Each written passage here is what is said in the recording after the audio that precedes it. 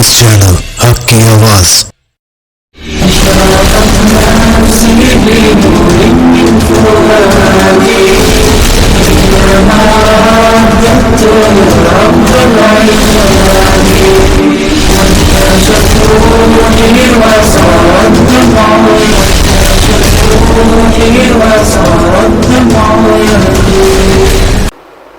आप सबका city India news TV के प्रोग्राम पैगाम दीन में फिर से इस्तकबाल करता हूँ।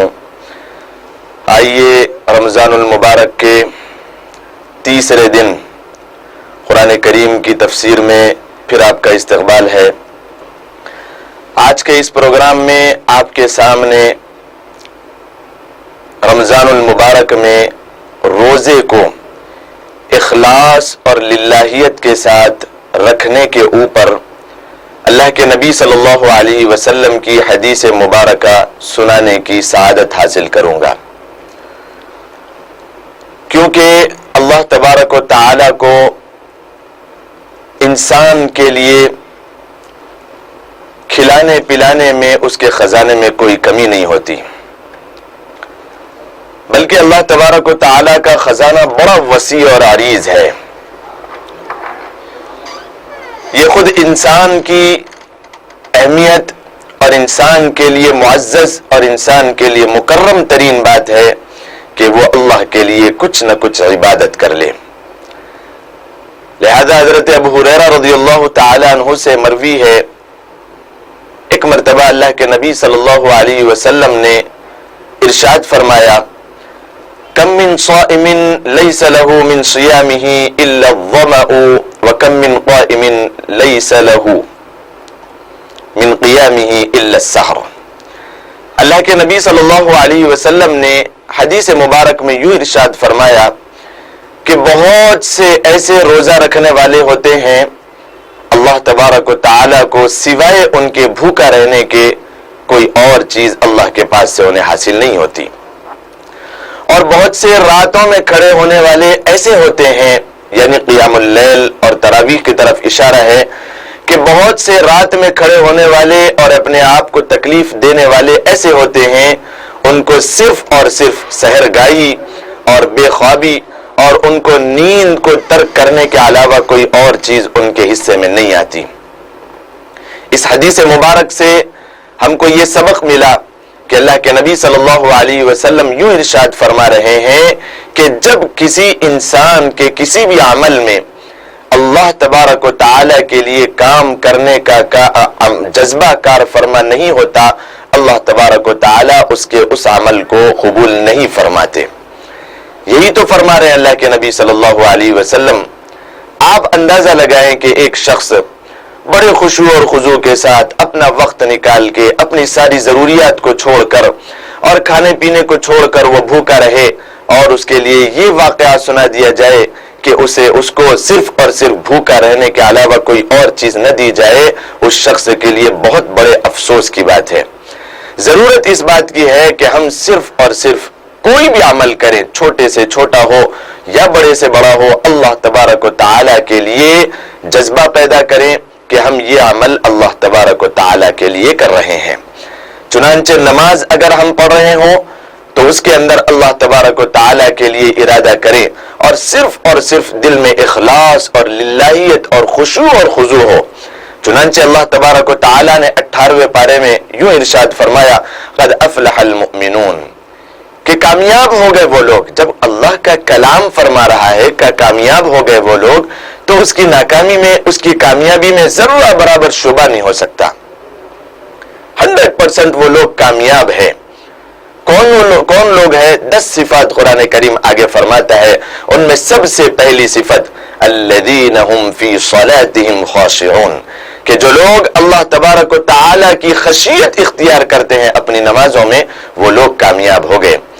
लिहाजा हम जब कभी नमाज पढ़ें तो सिर्फ और सिर्फ अपने मोंडे से, अपने कांधे से अपनी फर्जियत को साबित कराने के लिए न हो, बल्कि उलमाए कराम ने उसकी अहमियत को उजागर यूं फरमाया कि हम नमाज में खड़े हों तो हिकमत यूं बयान फरमाई कि जब हम अल्लाह अकबर के लिए हाथ उठाते हैं तो वो हाथ उठाना उसकी हिकमत ये है कि हम दुनियावी सारे उमूर عورتیں اگر ہو تو وہ کھانا پینا اور خدمت اور بچوں کی تربیت، یہ ساری چیزوں کے لیے وہ اپنے ذہن میں رکھے. مرد اگر ہے تو وہ ساری فکروں کو اور ساری ذمہ داریوں کے لیے وہ اپنے ذہن میں رکھتے ہوئے حکمت یوں بیان فرمائی کہ اللہ اکبر، میں ساری کے سارے امور اپنے پیچھے چھوڑتا ہوں. یوں ہم ہاتھ اٹھاتے ہیں، اللہ اکبر، میں ساری چیزوں کو پیچھے چھوڑتا ہوں. اور اپنی زبان حال سے ہم یوں کہہ رہے ہوتے ہیں، زبان قول سے بھی، کہ اللہ اکبر، سب سے بڑا اللہ ہے، اب میں اور اس کا رب، بس یہ دونوں کی باتیں ہوگی جو بھی ہوگی. انی وجہت وجہی فطر السماوات والارض حنیفا وما انا من المشرکین ان صلاتي ونسکی ومحیای ومماتی للہ رب العالمین. رکعت باندھتے ہی ہم پڑھتے ہیں سبحانک اللہم وبحمدک وتبارک اسمک وتعالی جدک ولا الہ غیرک، صرف اور صرف اللہ کی تعریف اور اللہ کی کبریائی اور اللہ کی تمحید، اللہ کی تحمید اور اللہ کی پاکیزگی ہم بیان کر رہے ہوتے ہیں. اسی وجہ سے تو اللہ کے نبی صلی اللہ علیہ وسلم نے فرمایا الصلاۃ معراج المؤمنین، کہ نماز مومنین کی معراج ہے. وہ اللہ تبارک و تعالیٰ سے چپ کے باتیں کر رہا ہوتا ہے. تو ہم اس اخلاص کے ساتھ نماز پڑھیں. روزہ رکھنے والے صرف اور صرف صبح سے شام تک بھوکے نہ رہیں، وہ اللہ تبارک و تعالیٰ کے لیے اخلاص کے ساتھ روزہ رکھنے کی کوشش کریں. اس حدیث میں اللہ کے نبی صلی اللہ علیہ وسلم نے یوں فرمایا ہے. اور اللہ تبارک و تعالیٰ نے قرآن کریم میں جو سب سے زیادہ متوجہ فرمایا کہ انسان کے چھوٹے سے چھوٹے عمل اور بڑے سے بڑے عمل کے لیے اخلاص ضروری ہے.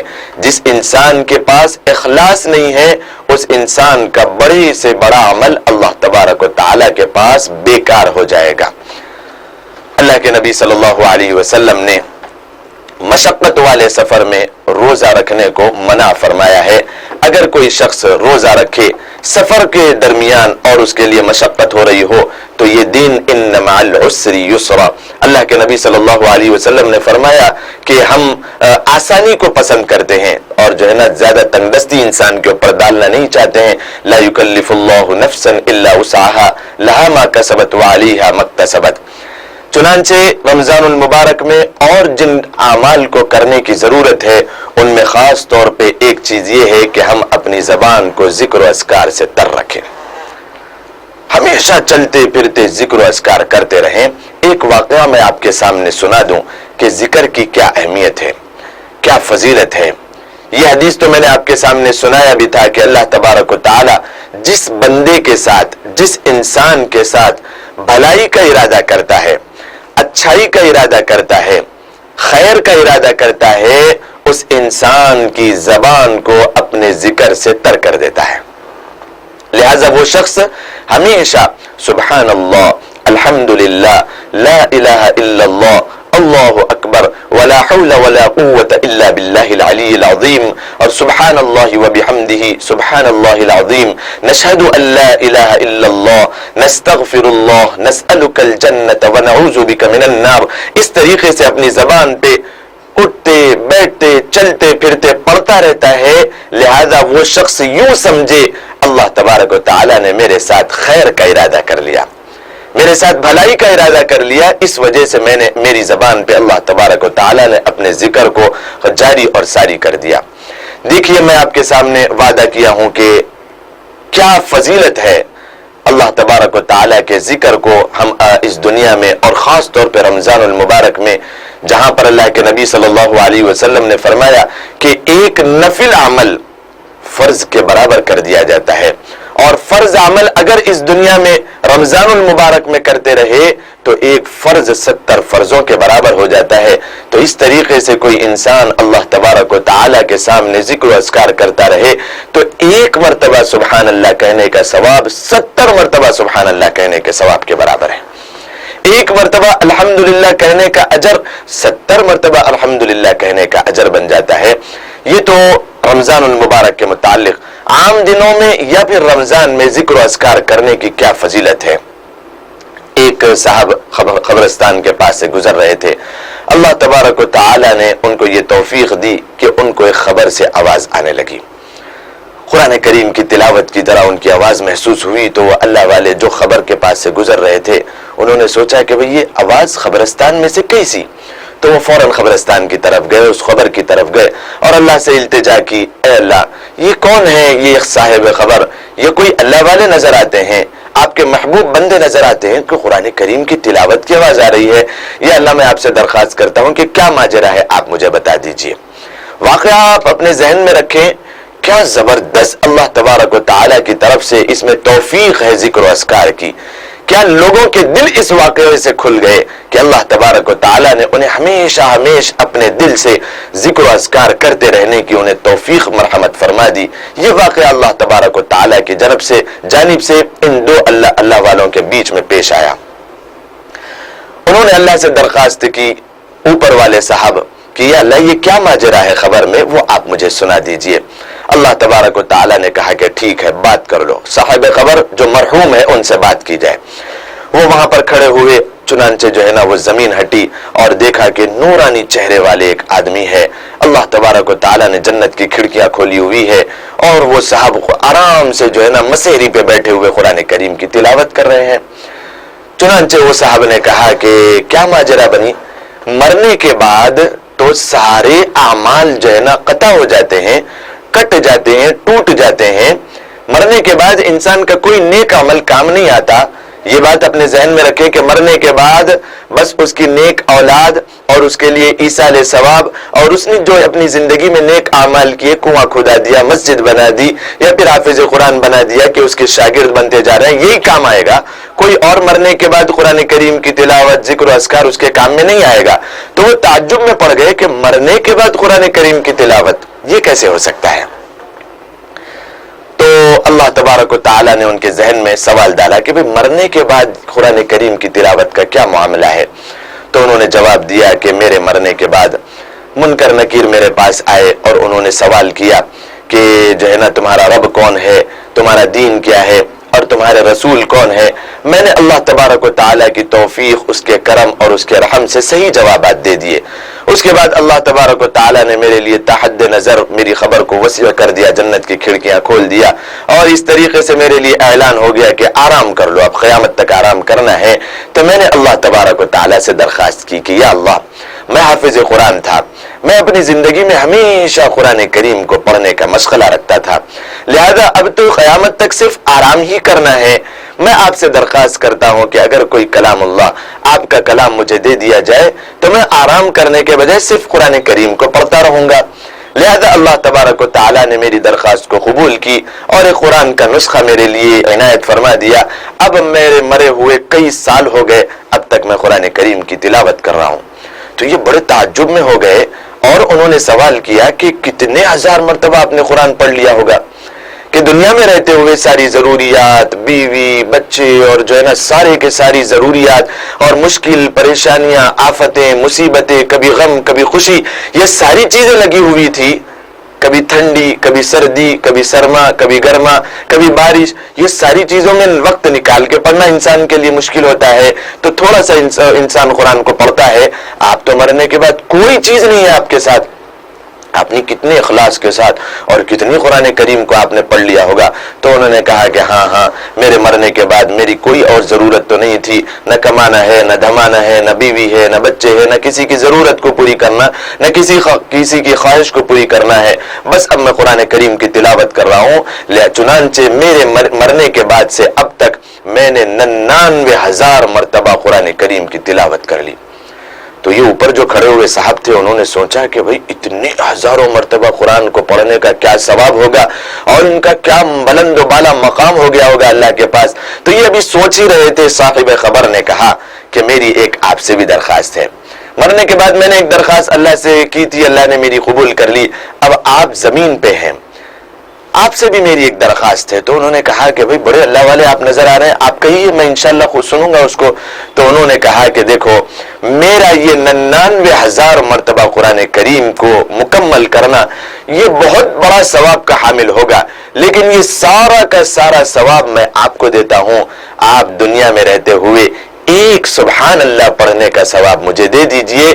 خدا کی قسم میرے مرنے کے بعد 99,000 مرتبہ قرآن کریم کے پڑھنے اور مکمل کرنے کا وہ ثواب نہیں ہے جو دنیا میں رہتے ہوئے سارے کام کاج کو انجام دیتے ہوئے، ساری مشکلیں اور پریشانیوں کو برداشت کرتے ہوئے ایک مرتبہ سبحان اللہ پڑھنے کا ثواب ہے۔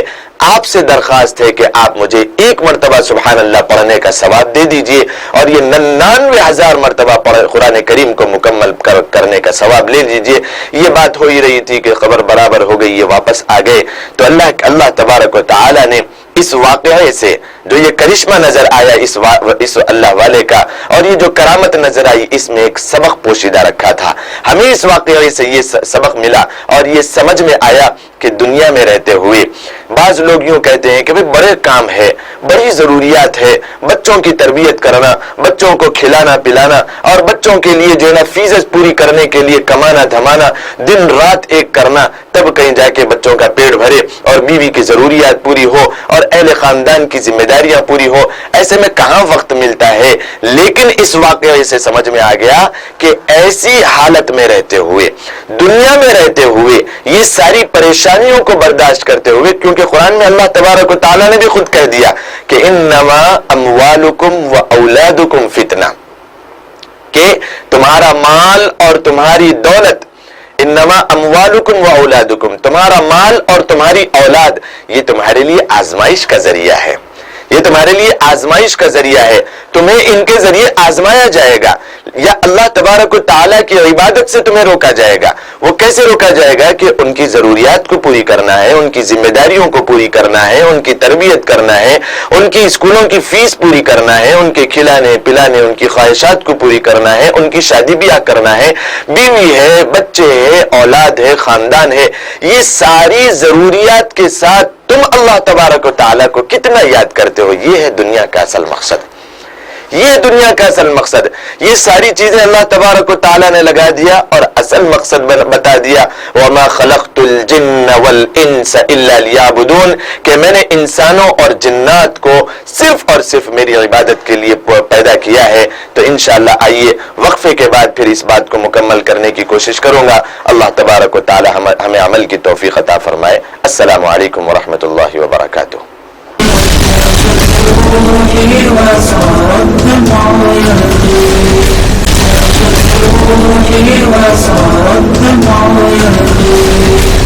السلام علیکم ورحمۃ اللہ وبرکاتہ۔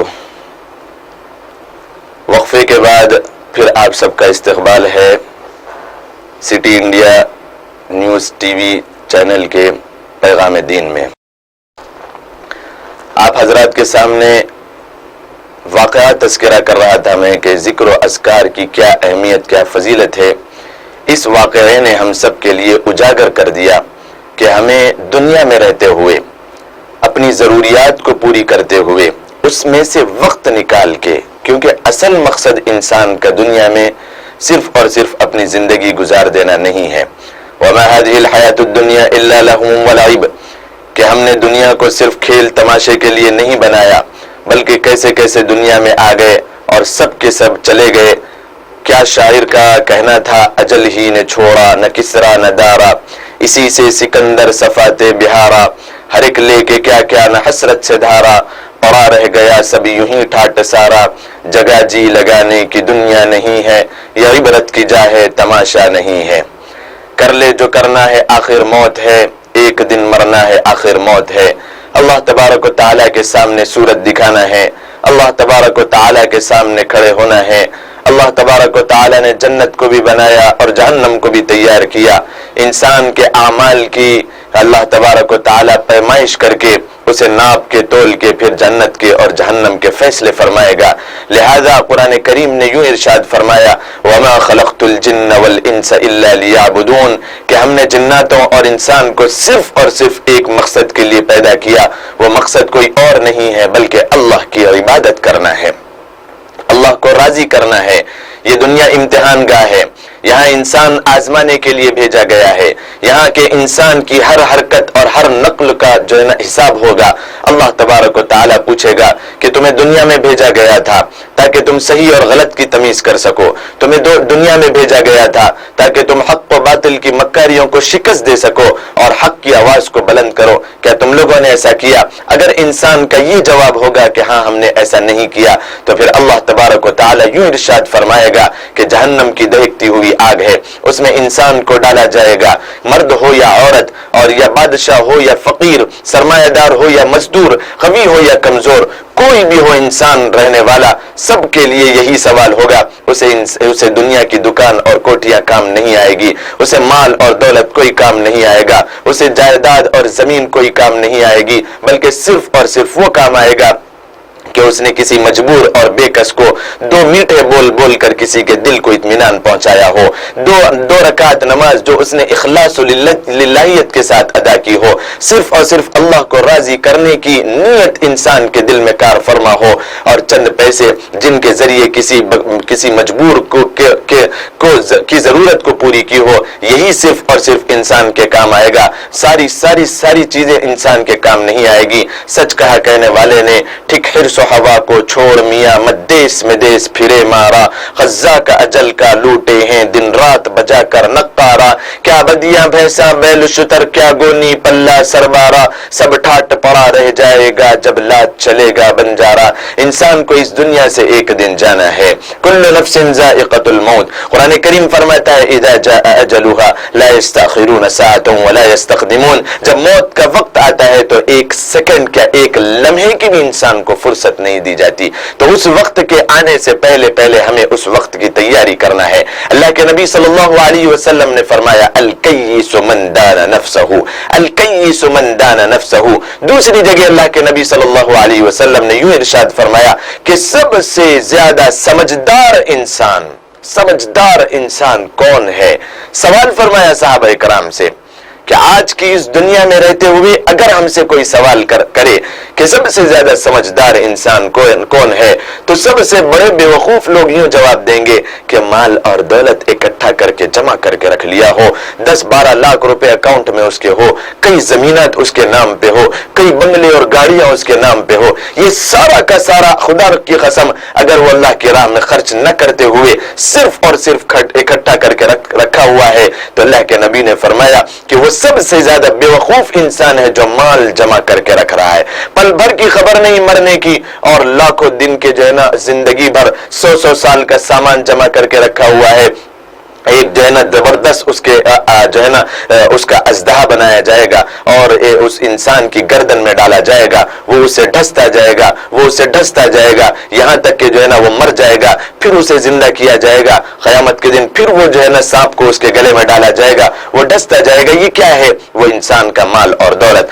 آج کی اس دنیا میں رہتے ہوئے کوئی یہ سوال کر لے، اس زمانے میں سوال کر لے، تو بڑے بیوقوف لوگ یہی جواب دیں گے، لیکن اللہ کے نبی صلی اللہ علیہ وسلم نے فرمایا کہ سب سے زیادہ سمجھدار اور سب سے زیادہ ہوشیار اور سب سے زیادہ عقل مند انسان وہ ہے جو مرنے سے پہلے مرنے کے بعد والی زندگی کے لیے تیاری کرنے والا انسان ہے، وہ سب سے زیادہ ہوشیار اور سمجھدار انسان ہے۔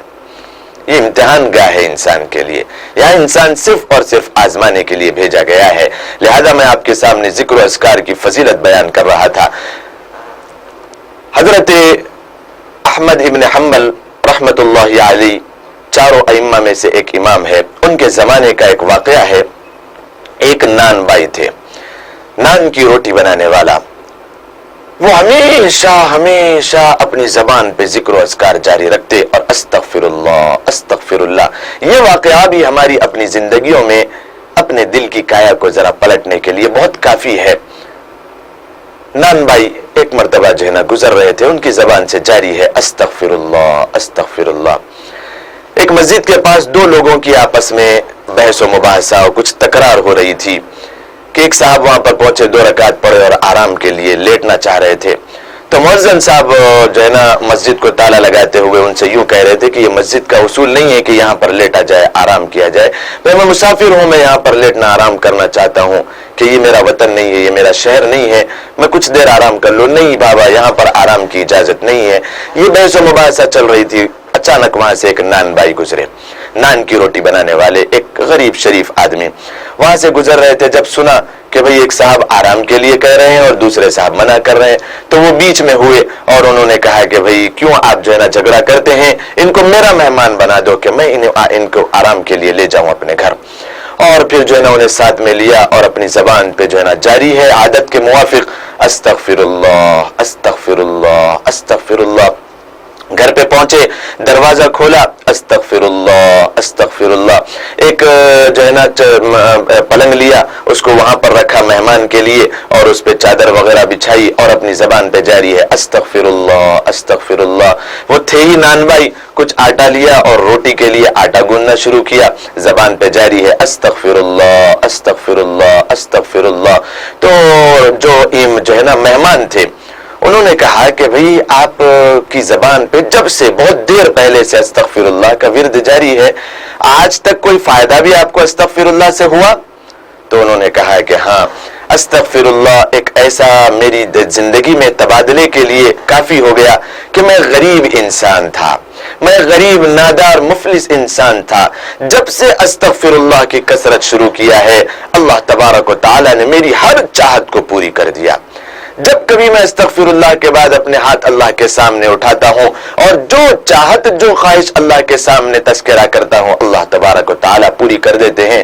اللہ تبارک و تعالیٰ نے استغفر اللہ کی کثرت سے اتنا مال اور دولت دے دیا کہ لیتے لیتے میں تھک گیا, لیکن آج تک وہ داتا دیتے ہوئے نہیں تھکا. استغفر اللہ کی برکت اور جو ہے نا اللہ تبارک و تعالیٰ میری ہر چاہت کو پوری کرتا ہے.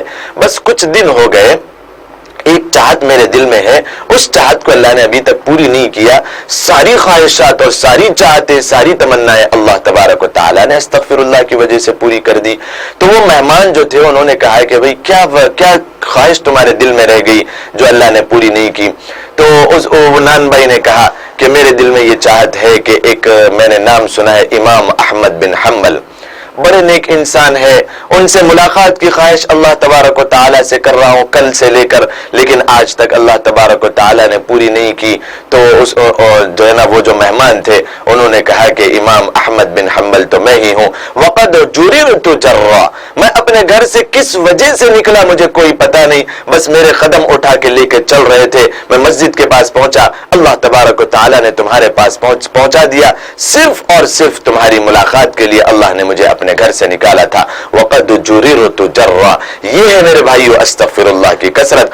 اللہ تبارک و تعالی ہر خواہش ہر تمنا اور ہر ضرورت کو انسان کی پوری کر دیتا ہے. اور سورہ نوح میں قرآن کریم نے وعدہ بھی کر دیا, اللہ کا کلام ہے, وعدہ اللہ تبارک و تعالی کرتا ہے.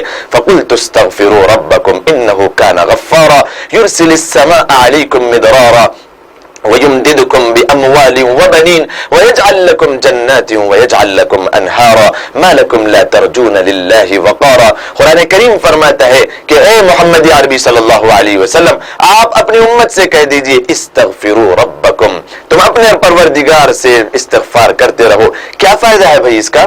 کیا انسان کی زندگی میں تبادلہ آئے گا؟ کیا فوائد ہے اس کی, کیا فضیلتیں ہیں؟ پے در پے مسلسل قرآن کریم ارشاد کرتا ہے انہو کان غفارا, کہ سب سے بڑا سب سے پہلا فائدہ یہ ہے کہ اللہ تبارک و تعالی تمہاری زندگی بھر کے گناہوں کو معاف کر دے گا. انہو کان غفارا یرسل السماء علیکم مدرارا, اور آسمان سے موسلادھار بارشوں کا نزول فرمائے گا. ویمددکم باموال وبنین, اللہ تبارک و تعالی مال اور دولت میں بہت زیادہ اضافہ کر دے گا. وبنین, اور اولاد نرینہ, اور اولاد نرینہ اللہ تبارک و تعالی عطا فرمائے گا. ویمددکم باموال وبنین ویجعل لکم جنات ویجعل لکم انہارا, کہ مالدار سے مالدار انسان آج دکان میں جائے فروٹ اور پھل کی تو بہت زیادہ ہو گیا کہ گاڑی بھر کر لے کر آئے گا, لیکن استغفار کی کثرت سے اللہ تبارک و تعالی وعدہ فرما رہا ہے کہ وَيَجْعَلْ لَكُمْ جَنَّاتٍ وَيَجْعَلْ لَكُمْ أَنْهَارًا, کہ میں تمہیں باغوں کا مالک بنا دوں گا اور تمہارے لیے نہروں کو جاری کر دوں گا. مَا لَكُمْ لَا تَرْجُونَ لِلَّهِ وَقَارًا. اس کے بعد قرآن کریم گلا کرتا ہے کہ تم کہاں جا رہے ہو, ایسے رب کریم کو چھوڑ کر تم کہاں جا رہے ہو. یا ایھا الانسان ما غرک بربک الکریم, اس دنیا کی تھوڑی سی چمک نے تمہیں دھوکے میں ڈال دیا, تم رب کریم سے کس چیز نے تمہیں غفلت میں ڈال دیا. یا ایھا الانسان ما غرک بربک الکریم. چنانچہ ضرورت اس بات کی ہے کہ ہم اپنی زبانوں پہ استغفر اللہ کی کثرت کریں. خاص طور پر رمضان المبارک میں بڑی فضیلت والی چیز ہے استغفر اللہ استغفر اللہ استغفر اللہ. اس کی کیا نعمتیں ہیں, اس کی کیا برکتیں ہیں، اس کی کیا فضیلتیں ہیں، قرآن کریم بار بار ہمیں جو ہے نا تلقین کرتا ہے، لیکن شیطان ہے ہمارا ازلی دشمن، ہمیں پڑھنے نہیں دے گا، ہمیں پڑھنے نہیں دے گا۔ اس کی بھی ایک وجہ ہے، اس کی بھی ایک وجہ ہے کہ ہمیں کیوں نہیں پڑھنے دیتا شیطان، ہمارا کیوں ایسا دشمن ہے۔ ایک مرتبہ کا واقعہ ہے، حضرت علی کرم اللہ وجہ رضی اللہ تعالیٰ عنہ کے پاس کچھ یہودی آئے، یہ تو باب العلم تھے۔ اللہ کے نبی صلی اللہ علیہ وسلم نے فرمایا کہ انا مدینۃ العلم وبابہ علی، کہ میں اگر علم کا ایک شہر ہوں تو اس کا دروازہ علی ہے۔ بڑے علم و فضل کے کمال رکھنے والے حضرت علی کرم اللہ وجہ رضی اللہ تعالیٰ عنہ، کچھ یہودی آئے، انہوں نے آ کے کہا کہ علی، ہم نے سنا ہے رضی اللہ عنہ، ہم نے سنا ہے کہ جب کبھی تم اپنی نماز کے لیے اپنے اللہ کو یاد کرنے کے لیے ٹھہرتے ہو تمہیں شیطان بھٹکاتا ہے، اور ہم یہودی جب اپنے پروردگار اپنے یہوہ کو یاد کرنے کے لیے ٹھہرتے تو ہمیں شیطان نہیں بھٹکاتا۔ اس کی وجہ کیا ہے کہ سمجھ میں ایسا آتا ہے کہ ہمارا اللہ ہمارے ساتھ ہے اور شیطان کو بھٹکانے نہیں دیتا، تمہارا اللہ تمہارے ساتھ نہیں ہے کہ تمہیں بھٹکانے کی ضرورت پیش آتی ہے۔ تو حضرت علی رضی اللہ تعالیٰ عنہ کا یہ جواب سنیں، کیا بہترین جواب۔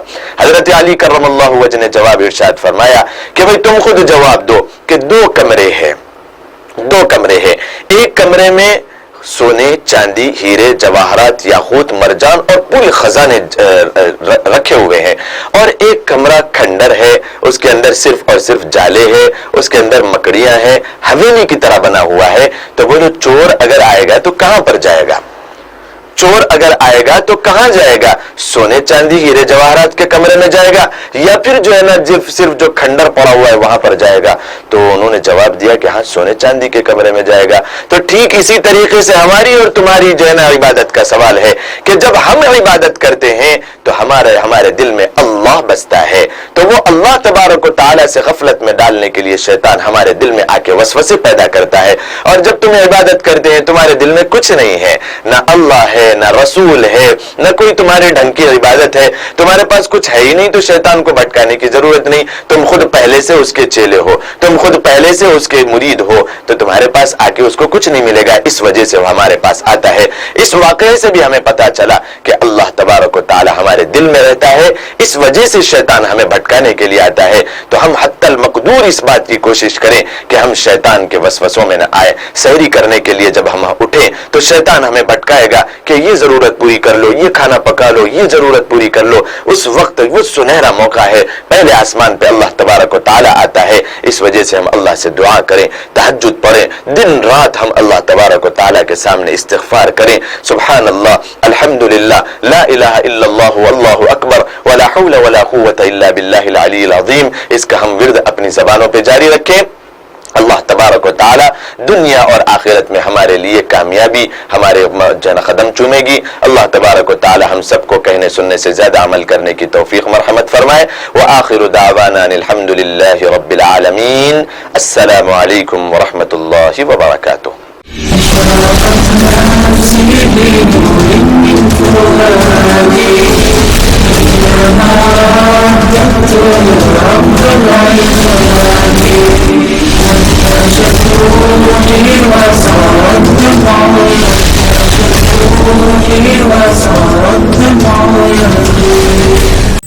دوستو، اگر آپ کو ہمارے نیوز اور انٹرٹینمنٹ تمام پروگرام پسند آتے ہیں تو پھر لائک کریں، شیئر کریں اور سبسکرائب کریں، اور ہاں بیل آئیکن دبانا نہ بھولیں تاکہ آپ ہماری ہر نیوز اور ہر انٹرٹینمنٹ پروگرام سے اپڈیٹ رہیں۔ دیکھتے رہیے سٹی انڈیا نیوز، حق کی آواز۔